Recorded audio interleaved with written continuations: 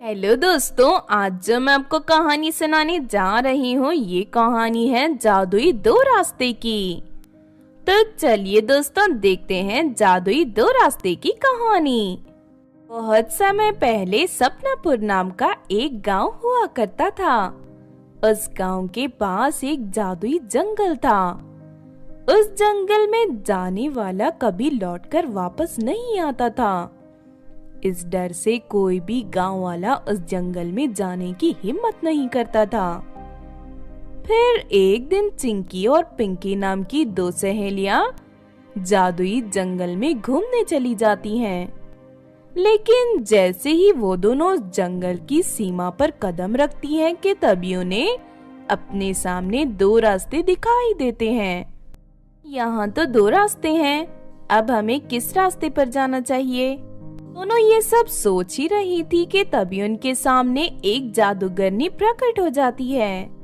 मेरे जादुई जंगल में तुम दोनों का स्वागत है। तुम्हारे सामने दो जादुई रास्ते हैं, एक रास्ता अच्छाई का और दूसरा बुराई का। तुम दोनों को अपने लिए कोई एक रास्ता चुनना होगा। अच्छाई के रास्ते पर तुम्हें एक बुढ़िया मिलेगी जो तुम्हें अनोखा ज्ञान देगी, ऐसा ज्ञान जो तुम्हारी जिंदगी को पूरी तरह बदल कर रख देगा। बुराई के रास्ते पर हमें क्या मिलेगा? बुराई के रास्ते पर तुम्हें एक चुड़ैल मिलेगी, उसके पास ढेर सारा खजाना है। कहो अब तुम दोनों कौन सा रास्ता चुनोगी? मैं तो खजाना लेने बुराई के रास्ते पर जाऊंगी, क्योंकि दुनिया में दौलत ही सबसे अहम है। मुझे उस बुढ़िया के बेकार की ज्ञान की कोई जरूरत नहीं। पिंकी, तुम किस रास्ते पर जाना पसंद करोगी? मैं अच्छाई के रास्ते पर जाऊंगी। मेरी माँ ने मुझे बचपन से सिखाया है कि दुनिया में ज्ञान से बढ़कर कोई चीज नहीं होती। तरह दोनों सहेलियां अपना अपना रास्ता चुन लेती हैं। पिंकी अच्छाई के रास्ते पर चलने लगती है। थोड़ी दूर जाने के बाद उसे एक बीमार बुढ़िया मिलती है। वो बुढ़िया पिंकी से अपने घर के काम करने के लिए कहती है।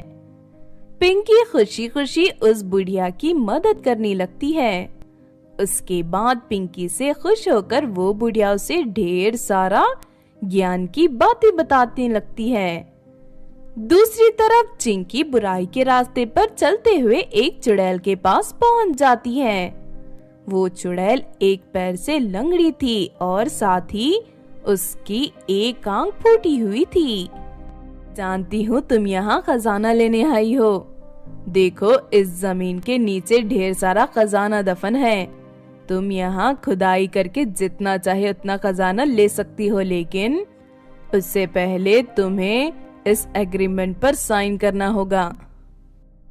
चिंकी की मन में खजाना हासिल करने का भूत सवार था, इसीलिए वो बिना पढ़े उस कागज पर साइन करके जमीन में खुदाई करना शुरू कर देती है। लेकिन काफी देर खुदाई करने के बाद भी उसे कुछ नहीं मिलता। खुदाई करते करते तो मेरी हालत खराब हो गई, लेकिन अभी तक मुझे खजाना नहीं मिला।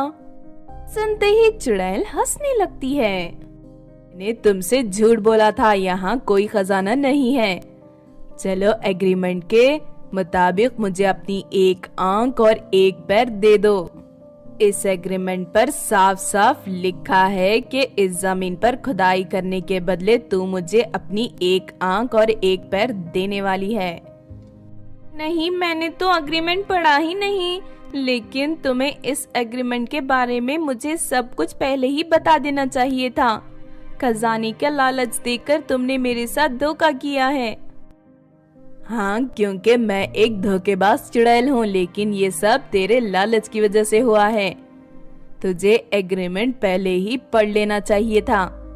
लगता है तू भूल गई कि तू बुराई के रास्ते पर चल रही है। यहाँ तुझे धोखे के सिवा और कुछ नहीं मिलेगा। ना कहकर चुड़ैल चिंकी का एक पैर काटकर अपने पैर में लगा लेती है और उसके बाद उसकी एक आंख निकालकर उसे अपनी फूटी हुई आंख की जगह लगा लेती है। तुझे बुराई के रास्ते पर चलने का सबक मिल चुका है, अब तू यहाँ से चली जा। फिर थोड़ी देर चलने के बाद दोनों सहेलियां वापस उसी जगह पर पहुंच जाती हैं जहां से उन्होंने चलना शुरू किया था। पिंकी पहले से कहीं ज्यादा खूबसूरत दिख रही थी और उसके चेहरे पर एक अजीब सा तेज था। वहीं दूसरी तरफ चिंकी अपनी एक टांग और एक आंख गंवाकर पूरी तरह बदसूरत बन चुकी थी। इस तरह दोनों सहेलियों को उनके द्वारा चुने गए रास्ते का फल मिल जाता है। तो आपने देखा दोस्तों जादुई दो रास्ते की कहानी। इस कहानी से हमें ये सीख मिलती है कि दौलत का लालच इंसान की अक्ल पर हावी होकर उसे बुराई के रास्ते पर चलने के लिए मजबूर कर देता है। अगर ये कहानी आपको अच्छी लगी हो तो जरूर लाइक करें और हमारे